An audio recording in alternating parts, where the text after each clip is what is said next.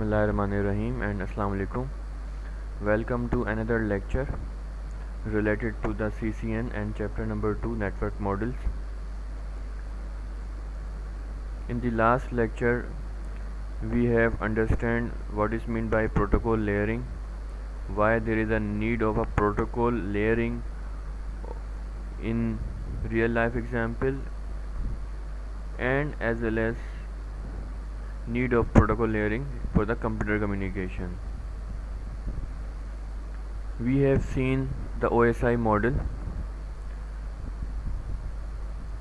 We have also seen or have a look at the 7 different layers, brief look of 7 layers, and what is meant by encapsulation and decapsulation at each layer, what is meant by the PDU and what is the PDU of each layer.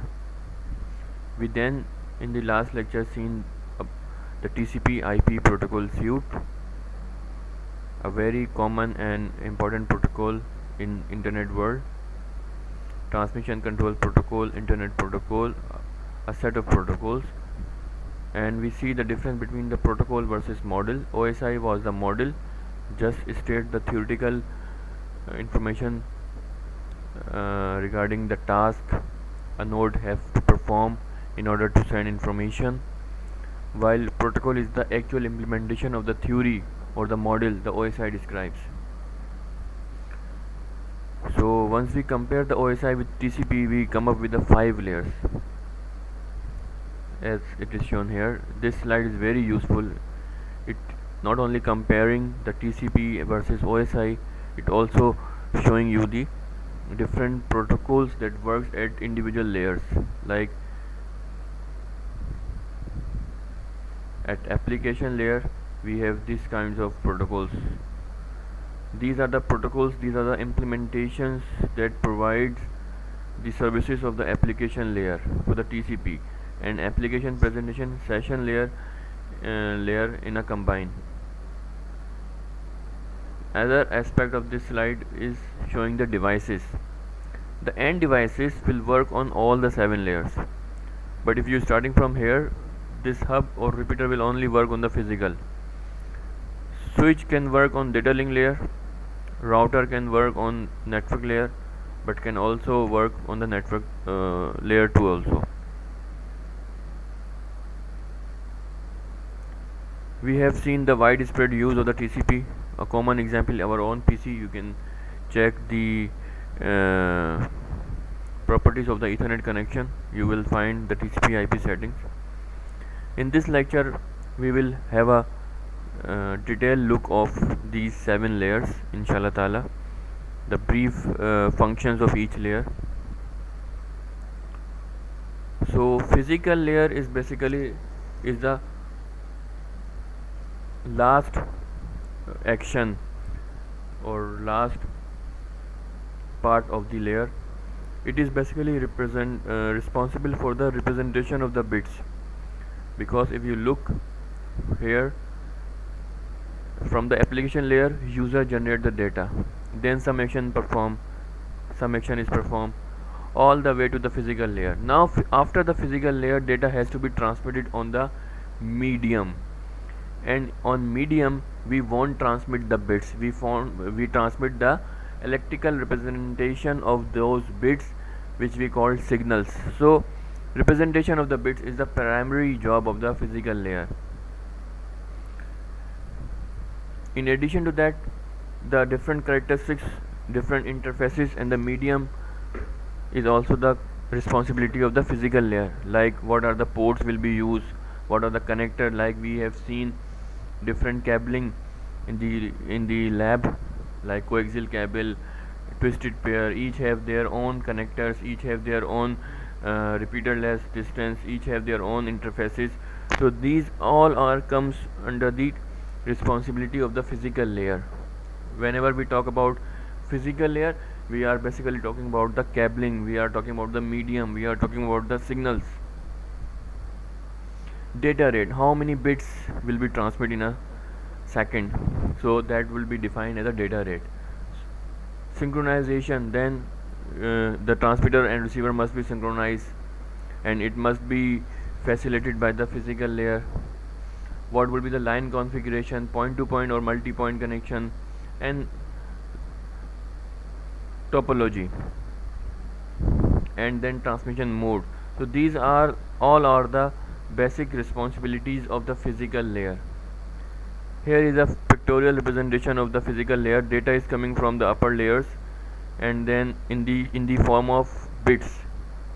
Physical layer will transform those bits in the form of the signals, and it is responsible of these things. Now keep in mind that these all layers are just the concept, they are not any sort of physical phenomena.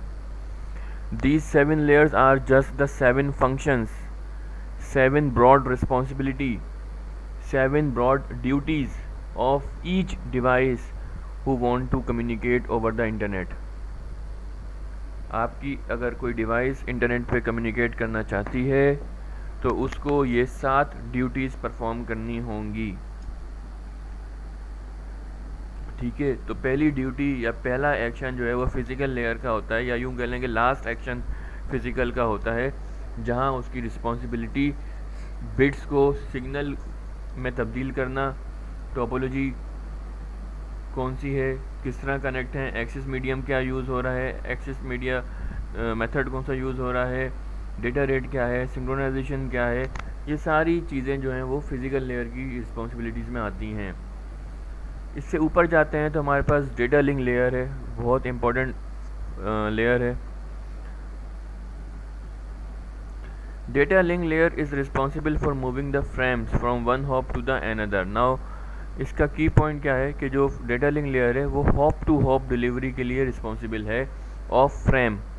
अब होता क्या है, अगर हम top to bottom approach चलें तो user generate करता है message, this message remains this message is a PDU for application presentation in session layer, यानी कि डेटा का यूनिट।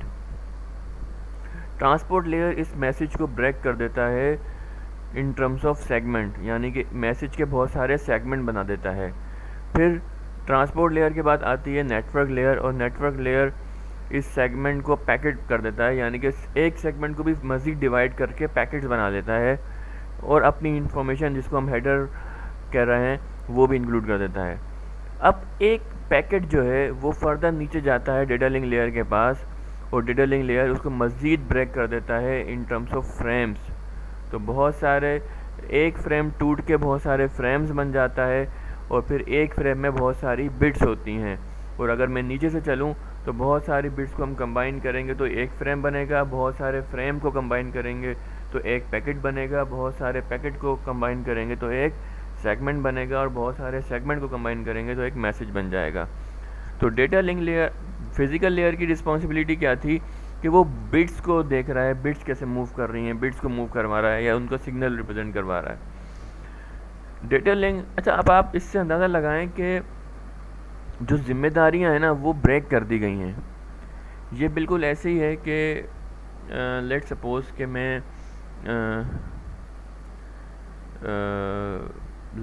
कि मैं मिड एग्ज़ाम्स की या फाइनल एग्ज़ाम्स की कॉपीज़ चेक कर रहा हूँ, और मेरे पास 40 स्टूडेंट्स हैं, मैंने वो कॉपीज़ चेक कर ली, और लेट सपोज़ मैं 3-4 सब्जेक्ट्स पढ़ा रहा हूँ, ठीक है। तो अब HOD लेट सपोज़ वो 1 बाय 1 सबसे कॉपीज़ मंगवा रहे हैं, तो मैंने एक कॉपी उठा के दी अपने अटेंडेंट को, अटेंडेंट वो कॉपी लेके जाता है PA टू HOD, और फिर वो PA टू HOD जो है वो HOD को दे देते हैं।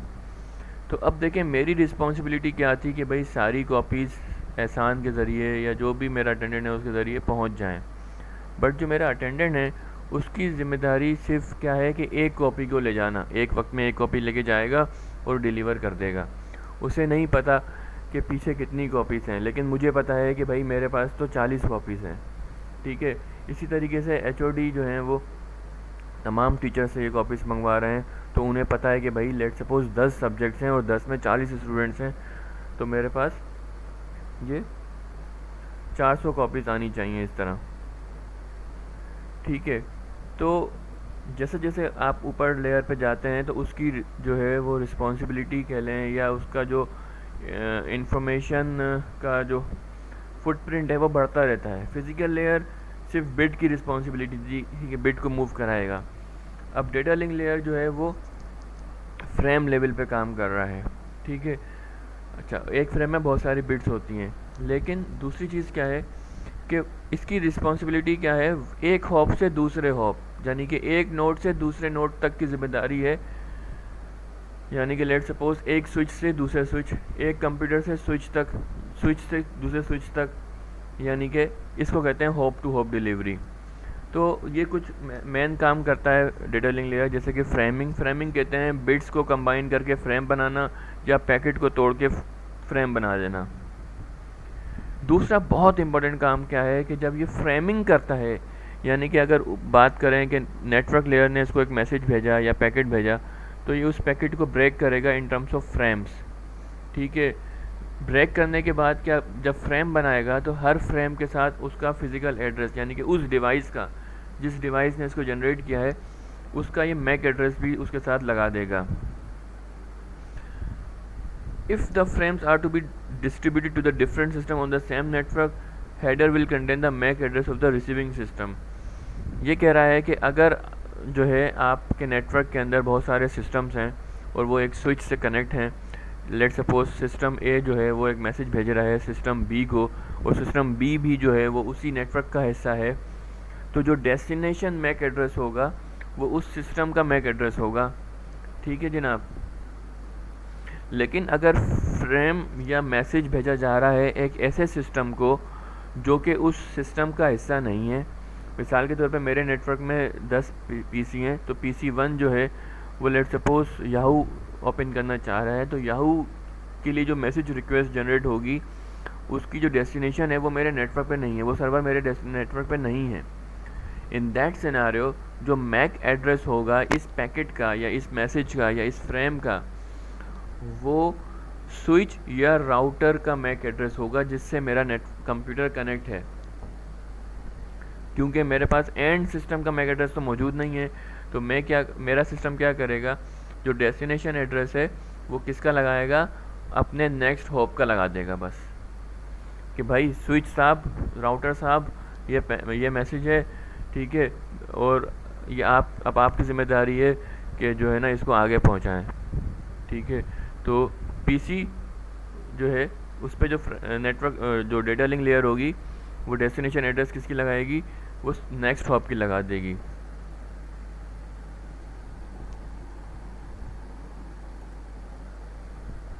यहाँ ये पूछा जा रहा है कि भाई मैक एड्रेस जो है, जब हम आउट ऑफ द नेटवर्क बात कर रहे हैं तो मैक एड्रेस जो है वो हमारे स्विच का या राउटर का क्यों लगाया गया, उसका क्यों ना लगाया गया जिसको भेज रहे थे। उसकी वजह यह है कि जो लेयर 2 है वो just hop to hop delivery के लिए रिस्पॉन्सिबल है, यानी कि एक नोड से जो उसकी दूसरी इमीडिएट नोड होती है वो उसी को भेज सकती है, इसके अलावा वो किसी को नहीं भेज पाएगी। यानी कि in other words data link layer is responsible for communication within the LAN only, यानी कि अगर आपको लैन से बाहर जाना है तो फिर आपको नेटवर्क लेयर की खदमात हासिल करनी होंगी। इसके अलावा डेटा लिंक लेयर के काम आता है फ़्लो कंट्रोल। जैसे मैंने आपको शुरू में बताया था कि भाई अगर ट्रांसमीटर बहुत स्पीड से डेटा भेज रहा है तो उसको कंट्रोल करने का मैकेनिज़्म भी होना चाहिए ताकि रिसीवर ओवरवेलम ना हो जाए। तो ये कुछ मेथड्स लिखे हुए हैं जो कि कॉमनली यूज़ किए जाते हैं for the flow control, but याद रहे कि ये TCP/IP नहीं बताता। TCP/IP का काम शुरू होता है नेटवर्क लेयर से। TCP/IP कहता है कि भाई फिज़िकल लेयर के जो भी स्टैंडर्ड्स हैं, आप कोई सी भी टोपोलॉजी यूज़ कर लो, कोई सा भी एक्सेस मेथड यूज़ कर लो, मैक एड्रेस कैसा भी यूज़ कर लो, ठीक है, ये फ़्लो कंट्रोल कोई भी यूज़ कर लो, मुझे मसला नहीं है। लेकिन अगर नेटवर्क पर आना है तो फिर IP एड्रेस यूज़ करना पड़ेगा। इसके अलावा डेटा लिंक लेयर की रिस्पॉन्सिबिलिटी में एरर कंट्रोल भी है कि फ्रेम लेवल के ऊपर। लेकिन याद रहे जब भी मैं डेटा लिंक लेयर की बात कर रहा हूँ तो ये सारी रिस्पॉन्सिबिलिटी होप टू होप चलती हैं। होप टू होप का मतलब ये एक कंप्यूटर है, ये एक स्विच से कनेक्ट है, और स्विच से दूसरा कंप्यूटर भी कनेक्ट है, ठीक है। तो हॉप टू हॉप इसको कहते हैं। मिसाल के तौर पे ये एक मैसेज भेजता है इसके लिए, ठीक है। तो इसका पहला हॉप ये है, ये इन दोनों नोड्स के दरमियान चेक करेगा कि भाई फ्लो कंट्रोल मुनासिब होना चाहिए, एरर नहीं आना चाहिए। फिर इस स्विच की रिस्पॉन्सिबिलिटी है कि वो इस मैसेज को यहाँ से यहाँ ट्रांसफ़र कर दे। एंड नाउ यहाँ जो इस मीडियम में जो आपकी डेटा लिंक लेयर होगी उसकी रिस्पॉन्सिबिलिटी होगी कि जो मैसेज यहाँ से यहाँ जा रहा है उसमें कोई एरर नहीं आए, ठीक है जनाब।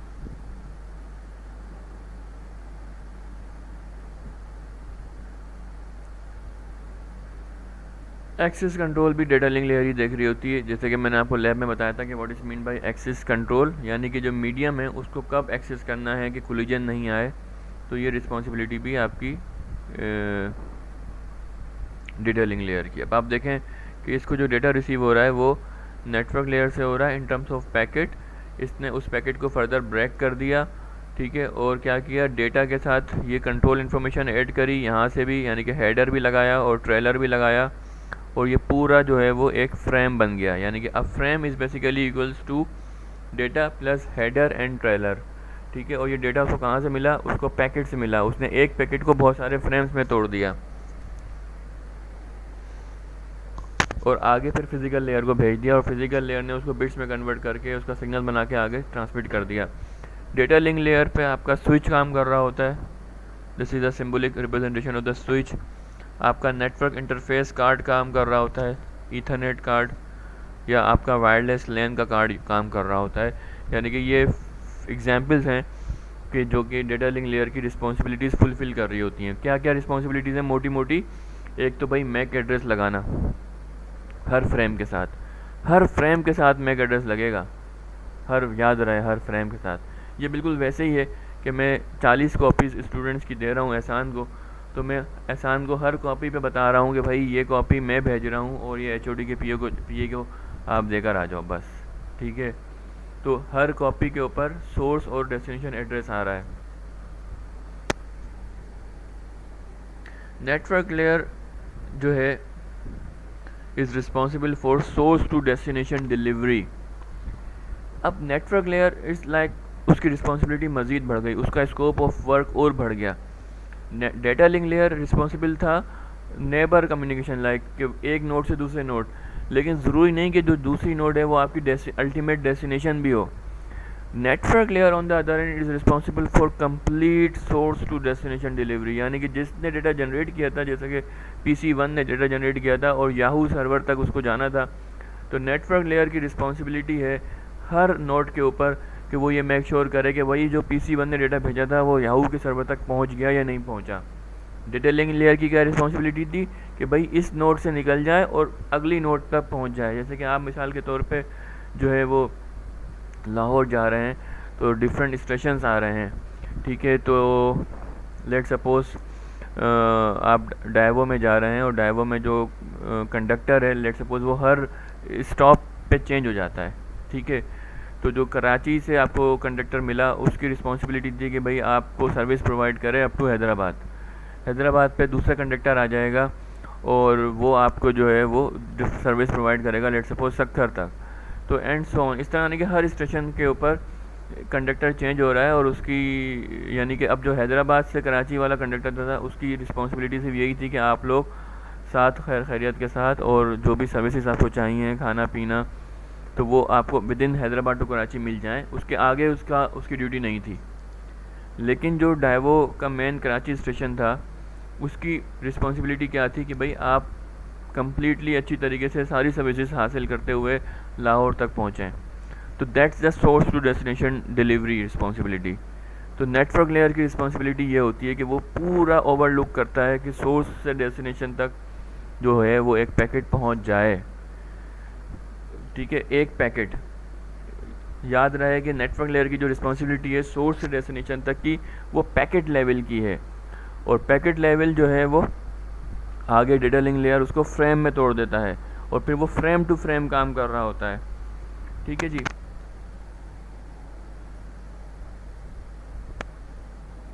तो बहुत सारे नेटवर्क्स में इंटरमीडिएट नोड्स आ सकती हैं, स्विचेस आ सकते हैं। नेटवर्क लेयर की रिस्पॉन्सिबिलिटी भाई सोर्स टू डेस्टिनेशन डिलीवरी है। अब इसके काम देख लेते हैं। वो तो मेजर मैंने इसकी रिस्पॉन्सिबिलिटी बता दी। Main important, very very important जो टास्क नेटवर्क लेयर करता है वो लॉजिकल एड्रेसिंग प्रोवाइड करता है, दैट इज़ आईपी एड्रेस हर पैकेट के साथ। अच्छा, पैकेट कैसे आया?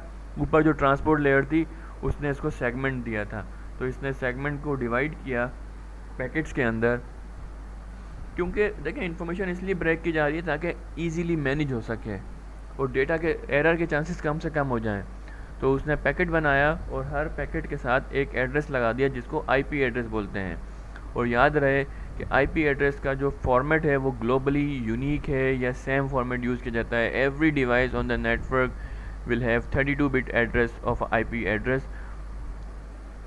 ठीक है, मैक एड्रेस डिफरेंट हो सकता है, एक्सेस मेथड डिफरेंट हो सकता है। ठीक है, so if the packet passes the network boundary we need another addressing system to help distinguish the source and destination। जिस तरह मैंने कल आपको एग्जांपल दिया था कि आपके घर में, आपकी फैमिली में आपके नाम हैं, वो नाम आपकी ट्रेडिशनल के हिसाब से जो है रखे गए हैं, लेकिन इस सिस्टम में आके, सूफा के सिस्टम में आके आपकी आइडेंटिटी, आपका रोल नंबर है और वो सबके सेम नंबर ऑफ डिजिट्स हैं। उसमें कुछ पोर्शन आपके का बैच रिप्रेजेंट कर रहा है, कुछ आपका डिपार्टमेंट रिप्रेजेंट कर रहा है और बाकी 4 डिजिट सबके यूनिक हैं। तो यही सबका सिनेरियो है। तो बिल्कुल आईपी एड्रेसिंग की मिसाल भी यही है। आईपी एड्रेस लगाना और राउटिंग करवाना। राउटिंग कहते हैं कि एक पैकेट को सोर्स से डेस्टिनेशन तक डिलीवर करवा देना। राउटर या जिस तरह रास्ता बताना, गाइड करना, तो ये काम भी राउटर का होता है, क्योंकि राउटर के पास जब पैकेट आता है तो वो देखता है कि आईपी एड्रेस इसका क्या है और वो ये अंदाज़ा लगा लेता है उसके नेटवर्क को देख के। ठीक है जनाब, तो उसको पता होता है, जैसे इट्स लाइक का कोई ट्रैफिक पुलिस वाला है जो कि बिल्कुल सेंट्रल ऑफ द रोड पे खड़ा हुआ है और उसके पास कोई आता है और पता पूछता है कि भाई वो है मुझे जो है लेट्स सपोज यहाँ जाना है, तो वो उसको गाइड कर देगा कि आप इस रास्ते पे चले जाओ। ठीक है, तो राउटर का काम भी राउट करना होता है पैकेट को on the basis of IP address.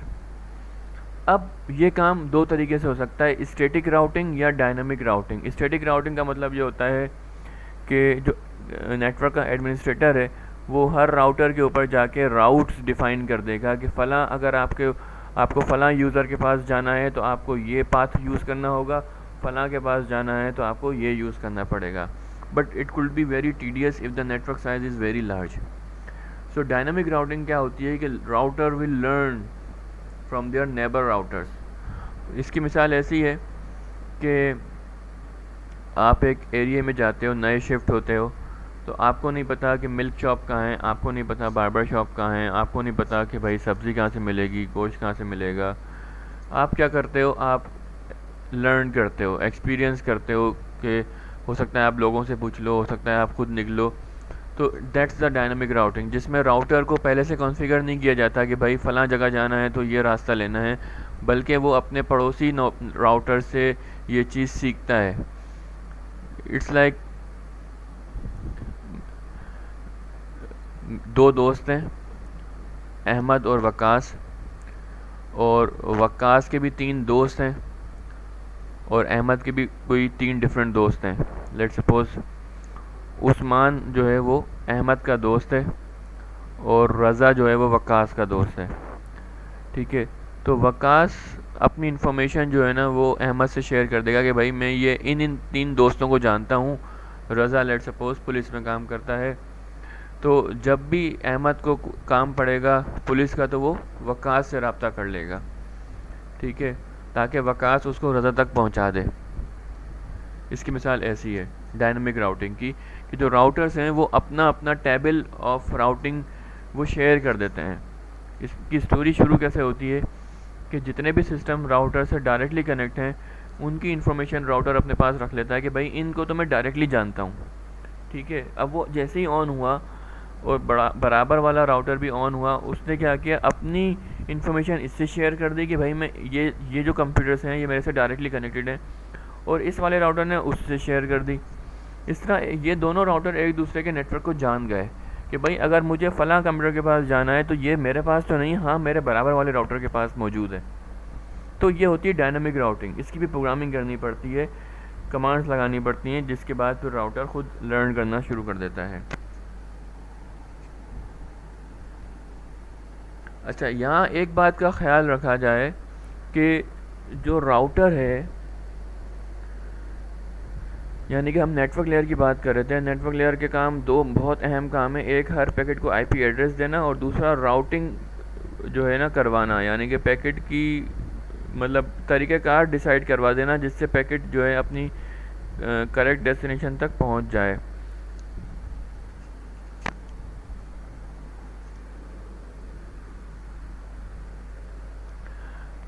Routing नहीं करवाते प्रोटोकॉल्स, बल्कि राउटर्स की मदद करते हैं कि वो नेटवर्क का एक मैप अपने जो है मेमोरी में क्रिएट कर लें ताकि उनको कहीं भी जाना हो तो वो जा सकें।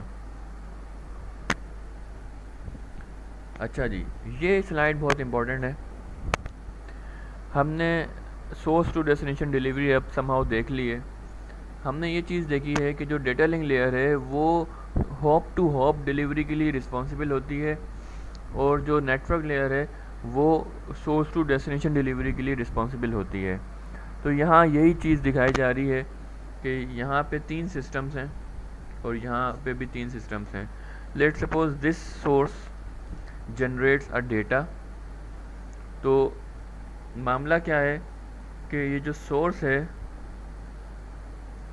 इसका अपना मैक एड्रेस भी है और अपनी आईपी एड्रेस भी है, ठीक है।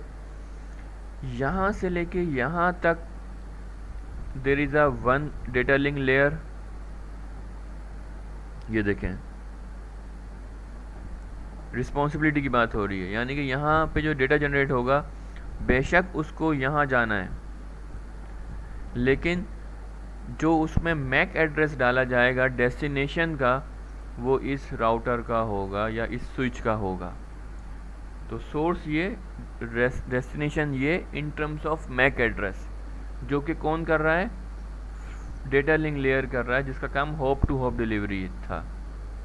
देन अच्छा, आईपी आप इस पूरी जर्नी में देखेंगे चेंज नहीं होगी, क्योंकि आईपी कौन लगा रहा है, नेटवर्क लेयर, और उसका काम था सोर्स टू डेस्टिनेशन डिलीवरी।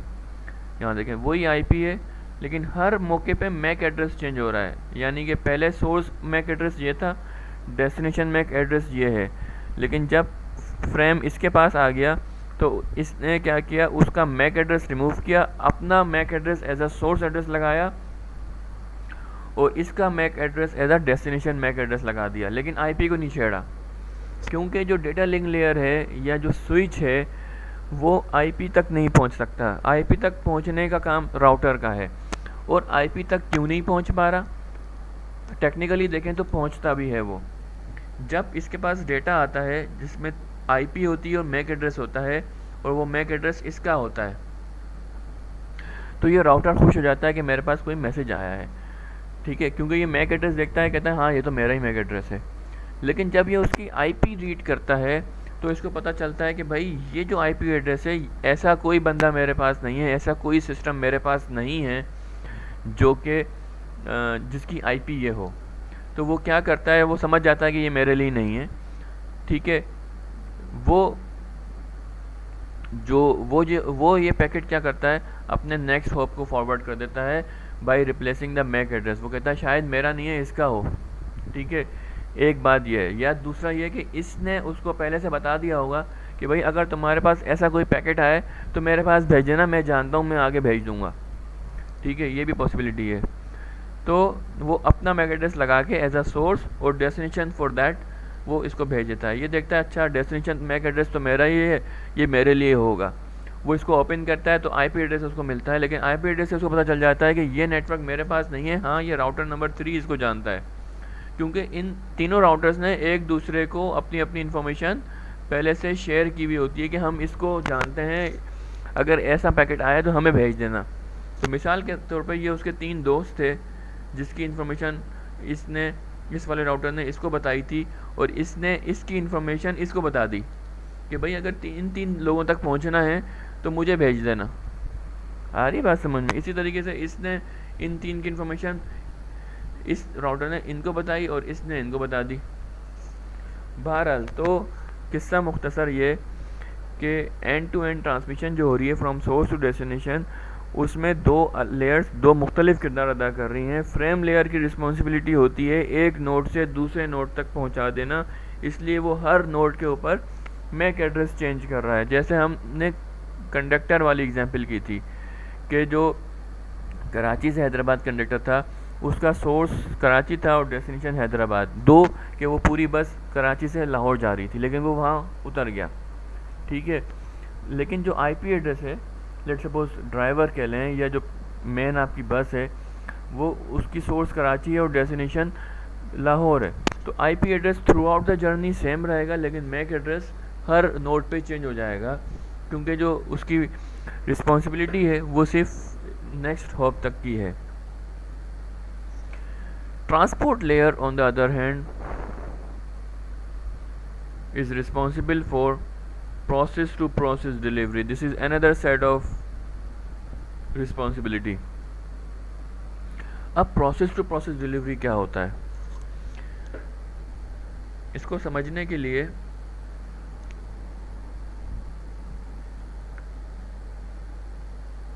आप ये समझ लें कि ये एक कंप्यूटर है, ठीक है जनाब, ये एक स्विच है और ये दूसरा कंप्यूटर है,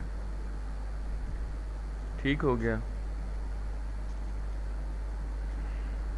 फ्रेम लेयर की रिस्पॉन्सिबिलिटी क्या थी या डेटा लिंक लेयर की रिस्पॉन्सिबिलिटी क्या थी कि यहाँ से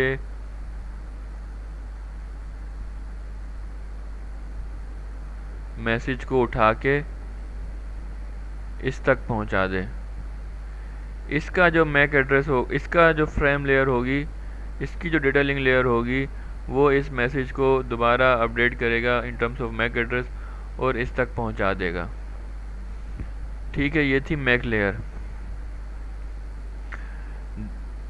आईपी का क्या काम था या इंटरनेट लेयर का क्या काम था या नेटवर्क लेयर का क्या काम था कि वो ये मेक श्योर करे कि जो पूरा पैकेट है, समझ में आ रही बात, इसको यूं भी समझ लें कि एक पैकेट था, उससे बहुत सारे फ्रेम बने थे, तो डेटा लिंक लेयर जो है वो ये देख रहा है कि एक फ्रेम यहाँ से बस यहाँ चला जाए, लेकिन आईपी लेयर जो है या नेटवर्क लेयर ये मेक श्योर करेगी कि पूरा पैकेट जिसमें let suppose thousands of frames थे, तो वो पूरा पैकेट जो है वो यहाँ से यहाँ पहुँच जाए एरर फ्री।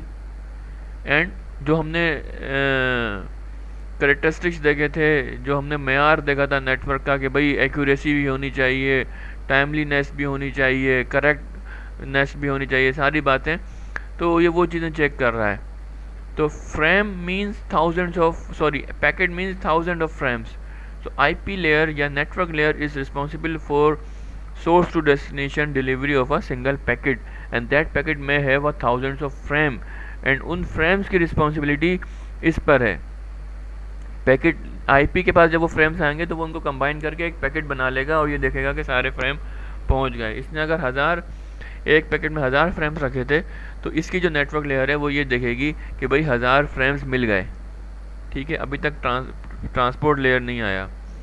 लेकिन ये जो कंप्यूटर था, ये ज़रूरी नहीं कि एक ही वक्त में एक ही एप्लीकेशन चला रहा हो। मिसाल के तौर पे मैं हूँ, अभी यूट्यूब चला रहा हूँ, फेसबुक चला रहा हूँ, ईमेल भी कर रहा हूँ, तो I am working with a different process, these are the different processes.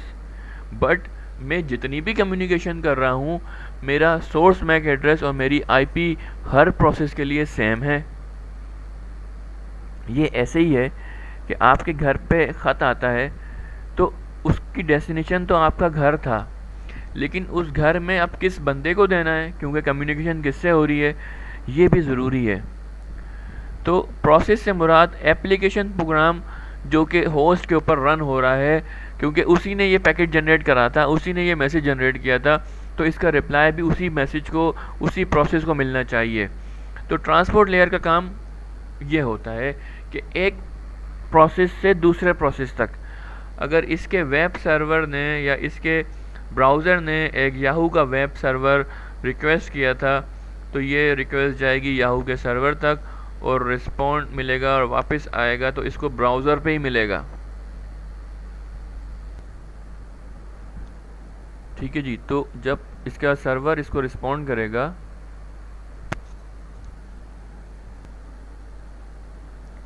ठीक है जी, तो transport layer is responsible for process to process delivery. Network layer ने वो मैसेज या वो पैकेट आपकी डेस्टिनेशन तक तो पहुंचवा दिया, लेकिन अब विद इन दैट डेस्टिनेशन वो इंफॉर्मेशन किसको मिलेगी, it depends upon the process who create it. तो वो चीज़ ट्रांसपोर्ट लेयर देख रहा है। अब ट्रांसपोर्ट लेयर का काम क्या है कि यूज़र ने इन्फॉर्मेशन जनरेट करी, उसने उनको टैग्स लगा दिए। मैंने इन्फॉर्मेशन जनरेट कर रहा हूँ, मैं ब्राउज़र की रिक्वेस्ट भी जनरेट कर रहा हूँ, मैं यूट्यूब भी देख रहा हूँ। ठीक है जी, तो मेरे से जो प्रोसेस जनरेट हो रहे हैं, मेरी ट्रांसपोर्ट लेयर, मेरे सिस्टम की जो ट्रांसपोर्ट लेयर है वो हर प्रोसेस को टैग्स लगा रही है कि भाई ये जो मैसेज है ये ब्राउज़र ने जनरेट किया था, ये जो मैसेज है ये ईमेल ने जनरेट किया था। और फिर वो इन टैग लगे हुए, अच्छा ये जो टैग्स हैं ये सिर्फ ट्रांसपोर्ट लेयर ही रीड कर सकता है, नेटवर्क लेयर की जिम्मेदारी नहीं है। नेटवर्क लेयर के पास जब ये मैसेज आएगा वो इसको ब्रेक करेगा, पैकेट बनाएगा, पैकेट के साथ आईपी लगा देगा। उसका काम इस सोर्स से उठा के डेस्टिनेशन तक पहुंचा देना है। उसके बाद की स्टोरी उसकी नहीं है। ठीक है जनाब, तो इट्स लाइक दैट।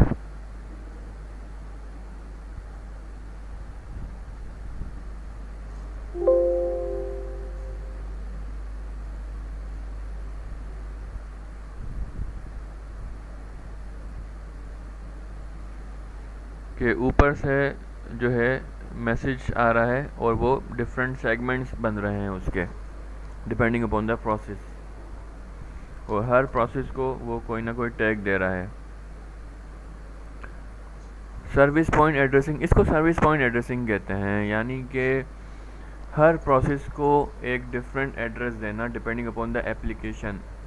ठीक है, जैसे कि अगर मैं टेलनेट यूज़ कर रहा हूँ तो उसका एक अलग एड्रेस होगा, अगर मैं फाइल ट्रांसफ़र प्रोटोकॉल यूज़ कर रहा हूँ उसका एक अलग होगा, अगर मैं HTTP यानी कि ब्राउजिंग प्रोटोकॉल यूज़ कर रहा हूँ तो उसका एक अलग एड्रेस होगा, अगर मैं ईमेल कर रहा हूँ SMTP तो उसका एक अलग एड्रेस होगा। तो इस लेवल ऑफ एड्रेसिंग को हम कहते हैं सर्विस पॉइंट एड्रेसिंग, जो कि ट्रांसपोर्ट लेयर प्रोवाइड करता है। इसके अलावा ये तो एड्रेसिंग हो गई from the process to process perspective. इसके अलावा वो दो सर्विसेज प्रोवाइड करता है जो कि बहुत ज़्यादा अहम है, और मैं चाहूँगा कि आप हमेशा इसको याद रखें। कनेक्शन ओरिएंटेड या कनेक्शन लेस सर्विस प्रोवाइड करना is also the responsibility of the transport layer. What is mean by that? अब ट्रांसपोर्ट लेयर इसके लिए दो प्रोटोकॉल यूज़ करता है, TCP या UDP। ठीक है जनाब, कनेक्शन लेस या कनेक्शन ओरिएंटेड जो है स्कीम का मतलब ये होता है कि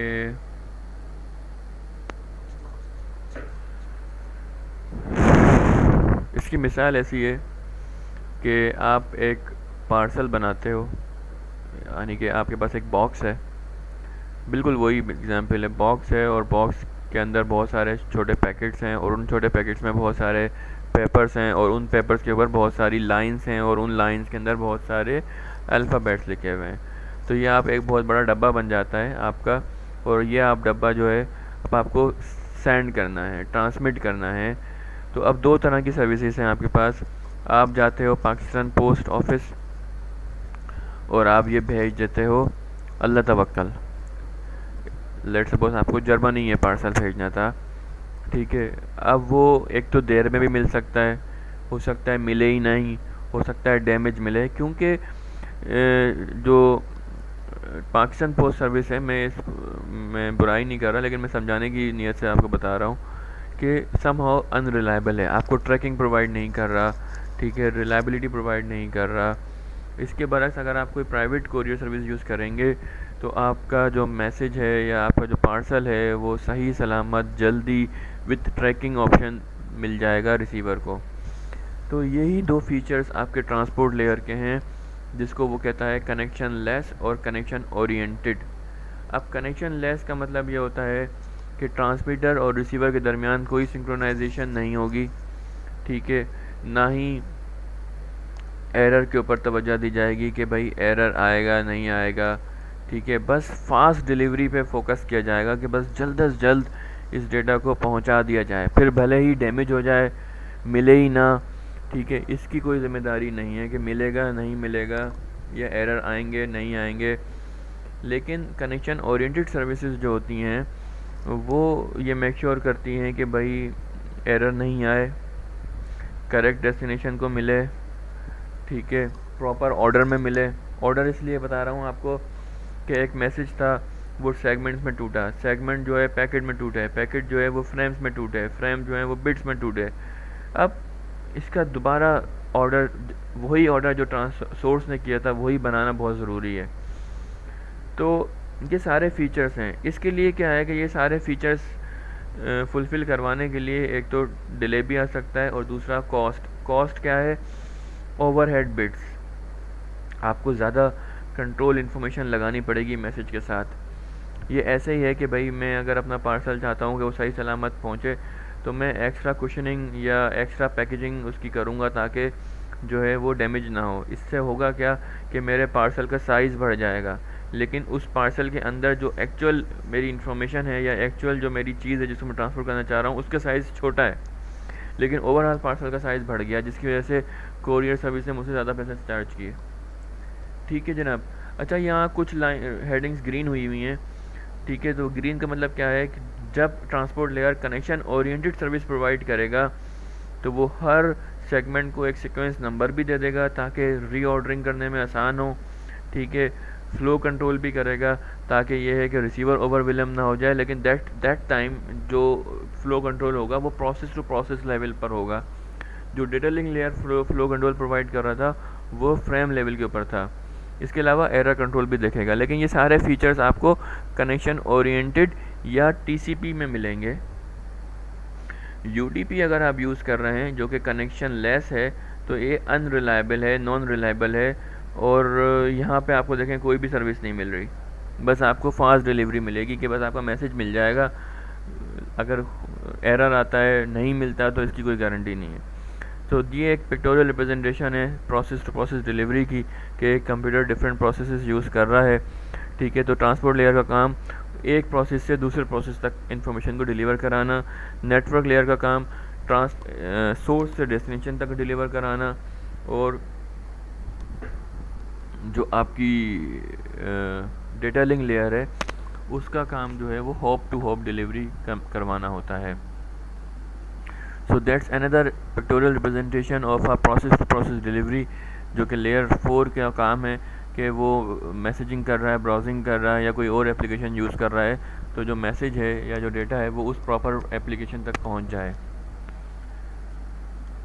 सेशन लेयर का काम सेशन मैनेज करना होता है, ठीक है। जब दो स्टेशंस आपस में ट्रांसमिट करना चाह रहे हैं, ठीक है, तो इनके दरमियान सेशन इस्टेब्लिश करना, ठीक है, सिंक्रोनाइजेशन प्रोवाइड करना, ठीक है। इसकी मोटी मोटी एग्जांपल्स क्या हैं? लेट्स सपोज आप याहू की ईमेल खोलते हैं या कोई बैंक की वेबसाइट खोलते हैं और आप 5 मिनट तक इनएक्टिव हो जाते हैं उस वेबसाइट के ऊपर, फिर आप जब दोबारा कोई एक्शन परफॉर्म करते हैं तो वो कहता है कि टाइम आउट हो गया।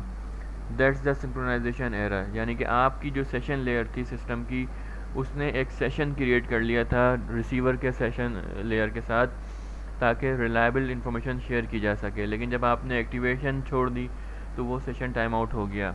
इसके अलावा सेशन लेयर की रिस्पॉन्सिबिलिटी जब आप डाउनलोड कर रहे होते हैं तो चेक पॉइंट्स क्रिएट करना, जिसकी कॉमन एग्जांपल आपकी डाउनलोड मैनेजर है कि जो पूरी फाइल डाउनलोड हो रही है तो वो उसको पार्शली जो है वो सेव करता रह रहा है in terms of check points, ताकि अगर पावर फेलियर हो या कोई और प्रॉब्लम हो तो नेक्स्ट टाइम पूरी फाइल डाउनलोड ना करनी पड़े। तो ये सारी काम है सेशन लेयर की।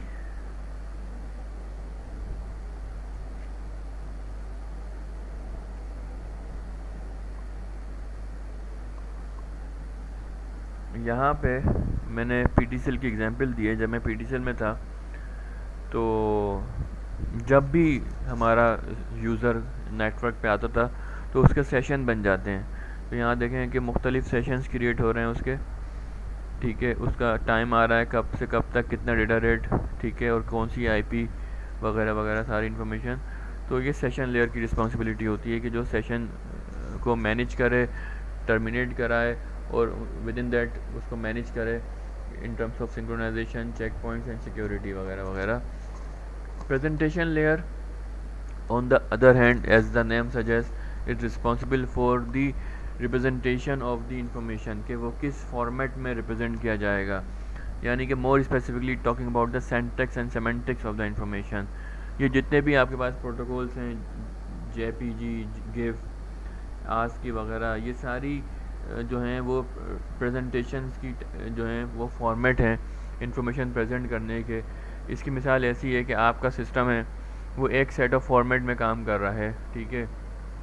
लेट सपोज वो विंडोज़ बेस्ड सिस्टम है, लेकिन वो जिस सर्वर को वो इन्फॉर्मेशन भेज रहा है वो लिनक्स बेस्ड है।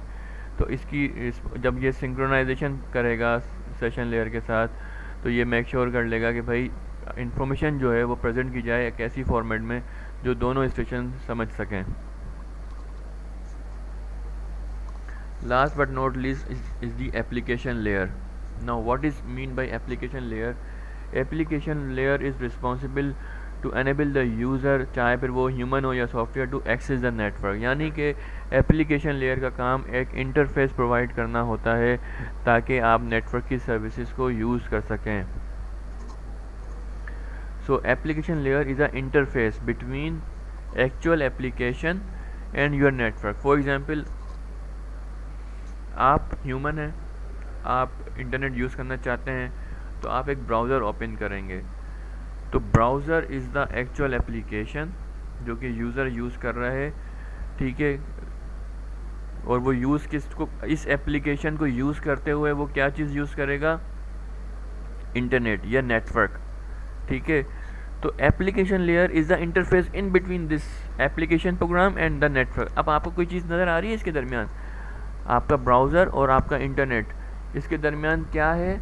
जब आप वेबसाइट ओपन करते हैं तो वेबसाइट के शुरू के एड्रेस में लिखा होता है HTTP, hyper text transfer protocol. तो ये एप्लीकेशन लेयर का प्रोटोकॉल है जो कि एक इंटरफेस प्रोवाइड कर रहा है बिटवीन योर एक्चुअल एप्लीकेशन और नेटवर्क, ताकि वो एप्लीकेशन उस नेटवर्क की सर्विसेज को यूज़ कर सके, अपनी इंफॉर्मेशन भेज सके। यानी कि जब मैं लिखूँगा www.facebook.com, तो ये जो प्रोटोकॉल है ये मेरे इस मैसेज को जो है वो ट्रांसमिट करवाएगा थ्रू माय नेटवर्क। और वो जो सारे ऑप्शंस हैं, फिर इसकी प्रेजेंटेशन होगी, फिर इसकी सेशन क्रिएट होगा, फिर ट्रांसपोर्ट लेयर इसको एक सेशन नंबर दे देगा, नेटवर्क लेयर इस मैसेज को IP दे देगा, फ्रेम लेवल पे इसको मैक मिल जाएगा, और फिर फिजिकल लेयर इसको बिट्स की शक्ल से सिग्नल बना देगा। आ रही बात समझ में? तो ये हर लेवल के ऊपर प्रोटोकॉल चल रहे हैं। तो एप्लीकेशन लेयर के प्रोटोकॉल्स हैं ये HTTP, one of the main example, hyper text transfer protocol. ये ऐसे ही है कि अब आपको कराची से हैदराबाद जाना है तो आपके पास गाड़ी तो मौजूद है, ठीक है। तो गवर्नमेंट ने आपको रोड्स प्रोवाइड की हैं ताकि वो आप अपनी गाड़ी को यूज़ करते हुए जो ह्यूमन ट्रैवलिंग है वो कर सकें। तो बिल्कुल वैसे ही HTTP एक इंटरफेस है between your actual application program. याद रहे कि browser is not the application layer protocol, वो एक एप्लीकेशन है जो कि यूज़र को एक प्लेटफॉर्म प्रोवाइड करता है कि वो अपनी इंफॉर्मेशन जनरेट कर सके और रिसीव कर सके यहाँ से। लेकिन वो इंफॉर्मेशन जो है किसी प्रोटोकॉल के थ्रू ट्रांसमिट होती है और वो HTTP है। अगर आप ब्राउजिंग कर रहे हैं, अगर आप ईमेल कर रहे हैं, तो उसके बैकग्राउंड में जो प्रोटोकॉल यूज़ हो रहा होता है उस इंफॉर्मेशन को ट्रांसमिट और रिसीव करवाने के लिए वो SMTP है। फाइल ट्रांसफ़र कर रहे हैं तो फाइल ट्रांसफ़र प्रोटोकॉल यूज़ हो रहा होता है। Then we have various kinds of protocols, like very common is DNS, domain name service. Domain name service क्या होता है कि it is domain name service, अमूमन ये एरर भी आता है, मैं आपको दिखा भी देता हूँ। इस तरह का एरर आ जाता है बाज़ औक़ात, DNS एरर जिसको हम बोलते हैं। तो DNS एक सर्वर का एड्रेस होता है जैसे जिसका काम जब आप एक वेबसाइट लिखते हैं, लेट सपोज www.facebook.com, तो ये बज़ाहिर तो एक वेबसाइट है, लेकिन इसकी बैकग्राउंड में एक आईपी काम कर रही है। तो जब आपका कंप्यूटर ये वेबसाइट लिखता है तो उसको या तो पहले से पता होना चाहिए कि फेसबुक की आईपी क्या है, या फिर वो अपने डीएनएस सर्वर से ये बात पूछता है कि भाई मेरे यूज़र ने facebook.com खोली है या ओपन की रिक्वेस्ट दी है, आप मुझे इसकी आईपी बताओ ताकि फिर मैं इसका मैसेज और पैकेट सब चीज़ें जनरेट करूं, क्योंकि technically inside the message IP address use होता है, ना कि facebook.com। ठीक है जी। तो ये भी एक एप्लीकेशन लेयर का प्रोटोकॉल है, क्योंकि जब एप्लीकेशन लेयर पे उसने डेटा जनरेट किया तो उसको वहाँ पे आईपी की इन्फॉर्मेशन चाहिए थी ताकि आगे कन्वे कर सके वो नेटवर्क लेयर को। ठीक है जनाब,